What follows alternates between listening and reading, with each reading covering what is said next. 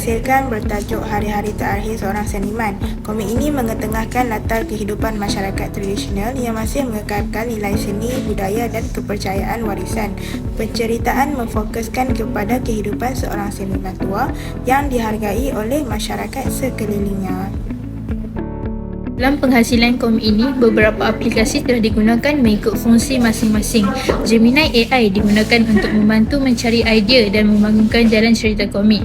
Ibis Pen pula digunakan untuk menyunting ilustrasi, membuang bahagian yang tidak diperlukan serta melaraskan dialog dalam komik. Seterusnya, Canva untuk menambah bubble conversation bagi dialog watak serta membantu dalam penyusunan visual. InShot digunakan untuk menambah tulisan dialog agar lebih jelas dan kemas. Akhir sekali, proses penghasilan dan penyuntingan video dilakukan menggunakan Canva. Latar masyarakat dalam komik ini digambarkan melalui beberapa aspek. Pertama, masyarakat yang menghargai seni tradisional, khususnya seni penglipur lara yang berperanan sebagai hiburan dan medium penyampaian pengajaran.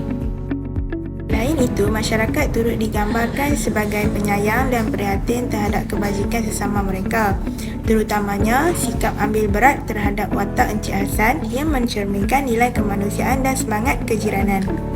Seterusnya, komik ini juga memaparkan kehidupan tradisional masyarakat seperti amalan membakar jerami yang melambangkan cara hidup lama yang masih diamalkan secara turun-temurun.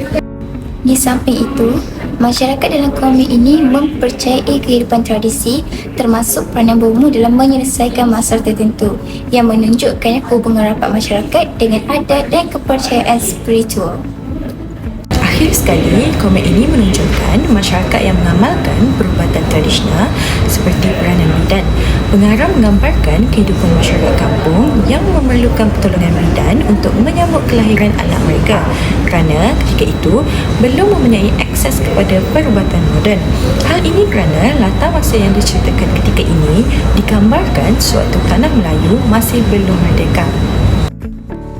Antara cabaran utama dalam penghasilan komik ini ialah menghasilkan ilustrasi yang konsisten serta menyampaikan suasana masyarakat tradisional dengan jelas. Selain itu, penyusunan jalan cerita agar tidak terlalu panjang juga menjadi cabaran.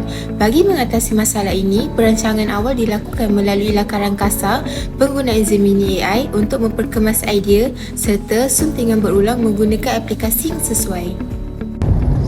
Seterusnya, saya akan membentangkan aspek nilai dan pengajaran yang diketengahkan dalam komik ini. Komik ini telah menyampaikan beberapa nilai murni seperti menghargai seni dan budaya warisan, sikap penyayang dan prihatin terhadap sesama manusia, serta kepentingan mengekalkan tradisi dalam kehidupan moden. Selain itu, komik ini juga mengajar para pembaca supaya menghormati golongan tua dan menghargai jasa mereka. Untuk bahagian yang terakhir pula, iaitu kesimpulan. Komik Hari-Hari Terakhir Seorang Seniman bukan sahaja berfungsi sebagai bahan hiburan, malah menjadi medium untuk menyampaikan mesej tentang kepentingan seni, budaya dan nilai kemanusiaan dalam kehidupan bermasyarakat. Diharapkan komik ini dapat memberi kesedaran kepada pembaca agar terus menghargai warisan tradisional yang semakin dilupakan.